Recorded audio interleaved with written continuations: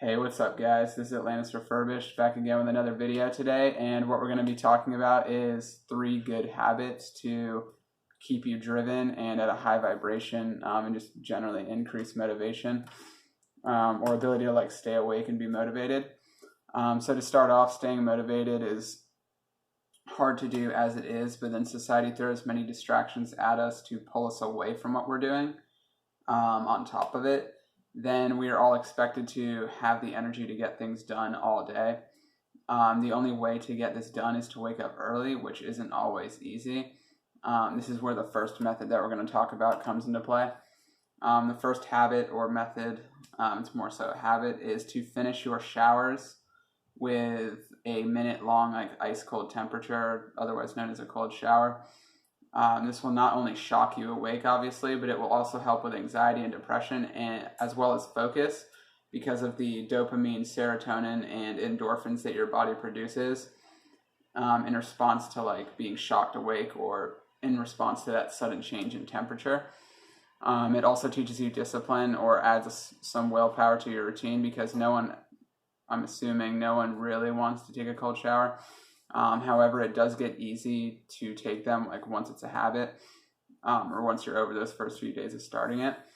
It's once you are past the hump of that first 2 days or weeks that you actually begin to look forward to taking them, because of the wake up factor and how you feel better from the endorphins. If you don't take a cold shower, you almost feel weird, like you're not awake or something, at least for me. It'll also keep your vibration high, because you'll be more aware of what's going on, more awake, and able to do things fully, rather than being tired, where you become disconnected from the things going on around you. You're dissociated. You're sort of just going with emotions. You're just tired. You're just whatever. Yeah, that's pretty much all of the first habit, or all for the first habit. The next step is a habit that works even better for the same reasons and in similar ways to the previous one, and this is working out. To start off, you don't need to go insane in the gym to get good motivation benefits from it. However, it does help to push yourself for multiple reasons. The first reason is that high intensity or challenging workouts also release endorphins to your body to help with the pain of the muscle tearing. But they also reduce many people's depression and anxiety for a few hours after each workout. This would obviously make it a lot easier to get things done and progress spiritually, physically, and mentally if you have that physical boost. The second reason is that it also builds discipline, which will help you to power through those times that you don't want to do something, just because you have more habits that aren't lazy. But doing that thing, by powering through, or with that thing that you don't want to do, a lot of the time, those type of things, when you do them, it is good for you in the long run, rather than short-term gratification, which is sitting and watching TV rather than going for a workout. A plus would be that the endorphins give you short-term, the good thing about working out is that working out actually gives you short-term and long-term gratification, which is why it's highly recommended by doctors, obviously, and just myself and a ton of other people. They say it completely changes their routine and mental health. Is that you get a short-term gratification from the dopamine, neurotransmitters, and endorphins from the workout. And then you also get long-term gratification from, obviously it takes time, but over time getting results or visible results from working out. So it's actually one of the best habits that you can have in general. Another thing that people don't know is that it releases BDNF, which is brain-derived neurotrophic factor, which stimulates or speeds up the ability of your brain to grow new neural pathways, which is what happens when you learn, which is why you remember more stuff, or when you learn a certain hobby, that it becomes a lot easier over time. It's because you have muscle memory, and the memory in your brain is those new neural pathways you're forming. So working out actually releases BDNF, which will help you grow new neural pathways in your brain and protect cells from dying. This will help you to learn more, learn faster, and change and better yourself in turn.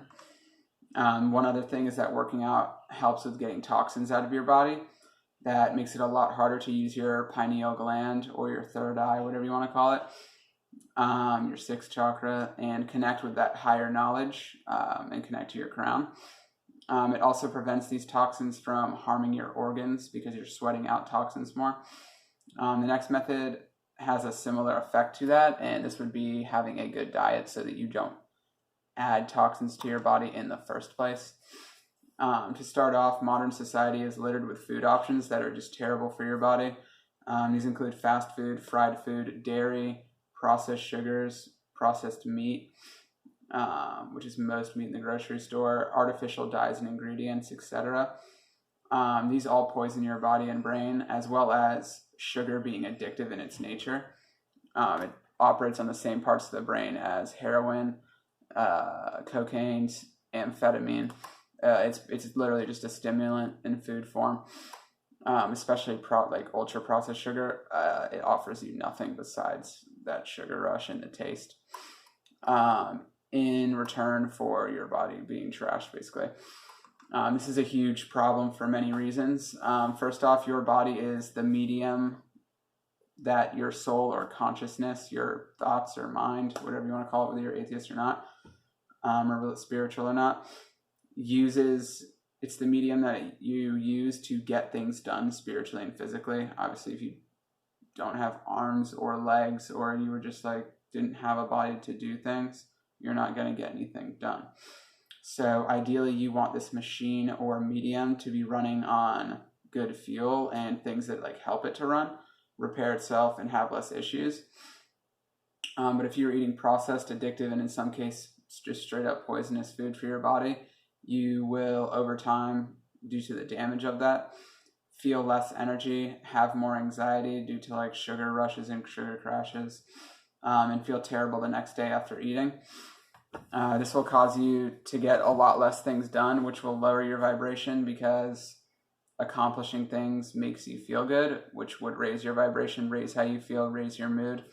If you don't get as many things done, or you don't feel good, or you feel bad or feel like trash, like almost like a food hangover, your spiritual, emotional, and like just general vibration is going to be a lot lower, because you just don't feel as good as you could by eating on a healthy diet. Also, just the act of caring for your body is an act of self-love and respect for your body, which raises how you feel about yourself, obviously. The better that you feel, the easier it is to be driven, and the higher that your vibration is. As for what diet you choose, it comes down to personal preference. All I'm going to say is that it is not nearly as hard as you think to eat without artificial sugar like ices and stuff like that, candy, and fast food, or eating out all the time. All you have to do is just commit to that and get over that first few weeks hump, or the first few weeks where it feels like hard, but after that it develops into a habit. And then over time, what happens is that you notice you feel like, if you've been off of it for a while, you notice that you feel so much better than you used to in the past. So you don't feel nearly as tempted to go back to eating that way. You feel better, so why would you want to go back to having sugar crashes, basically? Yeah, that was all I wanted to go over for the diet. So now I'm going to go over a summary of those 3 habits, which seem annoying, but in reality are all very easy. All you're doing is turning the knob on a shower, getting to the gym, which is the hardest part. Like the workout, once you're warmed up, it's not hard. It's just like the motivation to just drive there, basically. And then 3, eating healthy. People once again, humans in general, it doesn't matter what it is, have a tendency when doing something new or like a new habit to add a bunch of stories in their head as to like why it's hard. But if you really break it down, all that's happening when you're eating healthy is it's yes or no. Are you going to eat that like fried food, or are you not going to eat that fried food? It's not, oh, but I really like it, etc., etc., etc., etc. But yeah, so basically they all almost come down to just yes or no choices. So in summary, cold showers, working out, and eating healthy all help your body to heal and function optimally, as well as make you feel better mentally and spiritually. When you feel better overall and make habits of doing things that you don't want to do at first, you add some more discipline and willpower to your just daily routine, And this makes doing every other challenging thing or event in your life slightly easier than it would be if you had a poisoned mind and body and just like felt bad all the time. You want to go into certain things not feeling like terrible, like hungover, whether that's alcohol or sugar, or just terrible food, like just eating like fast food all the time. And yeah, so that was pretty much it for those 3 habits. They're all pretty easy to add to your daily routine. But before I go, I want to add one. I say honorable mention, but honestly, it works just as good as these 3 habits. So what it is it will help kickstart and help you to stay with these 3 habits and make it a lot easier to get over that first few weeks hump, which is the hardest part once it's a habit. Unless you like get really lazy and go back, it's not hard to keep it up. It's the start that's hard. It's all mental pretty much. Once again, it's a yes or no question. But this reference or this tool that I'm going to like add on right now really quickly is Dream Seeds, the YouTube channel that I talk about in most of my other videos. It's a frequency channel that helps to change your subconscious and change your beliefs and how you feel through like sounds and frequencies, which are like a proven science. But basically it's called Dream Seeds Unstoppable Willpower. This will add some willpower if like you notice at the start of adding these habits is hard, or sticking with them. If you just use that video like once a day or once every few days, it's pretty much as needed, unless you're like listening to it all day. But basically it'll allow you to get over that hump and keep those habits once you gain them, and not slip back into those old habits. One more side note is that not eating meat, like going back to that diet, something that I wanted to add is that not eating meat will raise your vibration because you aren't eating and putting something that was more than likely killed in a at least semi-brutal way, and is literally dead inside your body or energy system. So like guys, for the chakras, which this video isn't really necessarily fully about spirituality, it's just adding good habits in general. But going to that really quickly before I go is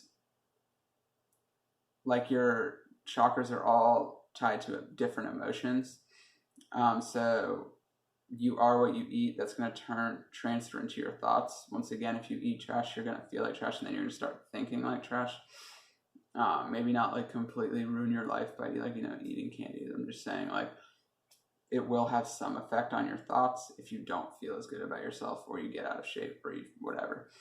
So the same thing goes for anything that you put in your energy system. So if you're putting something, this is a theory, but if you're putting something that is literally was killed and had thoughts, like that was a pretty intelligent animal inside your body, and it went through pain and emotional pain to go through it, you're probably going to have some of that emotional pain rub off on you, just through like the law of karma. Like energy never dies. It's like the Einstein thing. Energy is created and transferred, but it can never be killed. So you just took on the energy of something that's dead. So in my opinion, over time, it would have some at least minor effect on your thoughts and emotions. But once again, that is not something that you can prove with science, but that was just an opinion I was throwing out, on why you should like respect animals, and if you have an option, not eat them. If it's a survival situation, obviously it's a different story. But yeah, guys, that was all that I wanted to cover today. I hope that you have a great day, and remember to treat your body, or try to treat your body with respect, because you only have one. Peace, and have a great day, guys.